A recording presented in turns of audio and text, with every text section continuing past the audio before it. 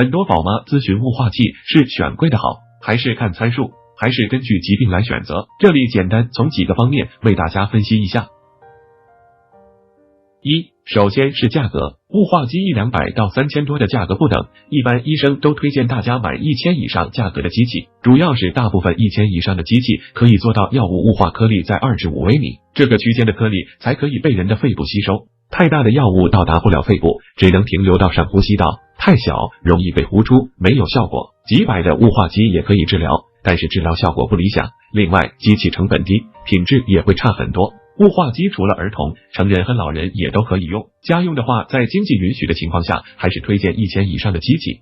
看治疗的疾病，按咽喉、上呼吸道疾病、下呼吸道等依次对机器药物颗粒的要求越细，或者说2至5微米的颗粒要求占比更高。200-300的雾化机也宣传中位颗粒 2.2 微米，平均粒仅3微米。这里再次强调一下，雾化机参数看2至5微米粒径占比，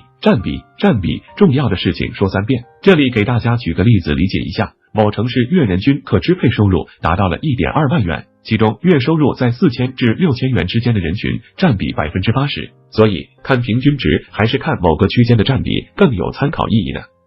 对比品牌，目前市场雾化机品牌繁多，欧姆龙、宇悦、Perry、百瑞价格不一，同一品牌不同型号，到底买哪个？太难了。这里说几个主流的。欧姆龙，日本品牌，主流医用级型号 NEC28、C28P、NEC900， 特点是市场占有率高，价格适中，性能稳定。Perry， 德国品牌，价格偏高，医用级都在3000元左右，市场占有率不高，口碑不错。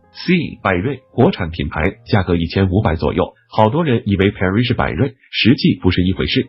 愉悦，国产品牌，品质不错，价格实惠，品牌定位低价，在医院耳鼻喉科市场占有率高，还有其他品牌如飞利浦、嘉瑞康、吉纳等。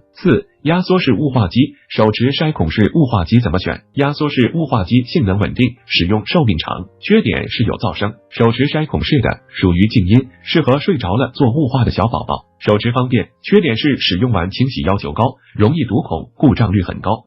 最后广告一下，我们批发销售图上部分机型，全新正品保修，优惠为官网价75折，欢迎咨询。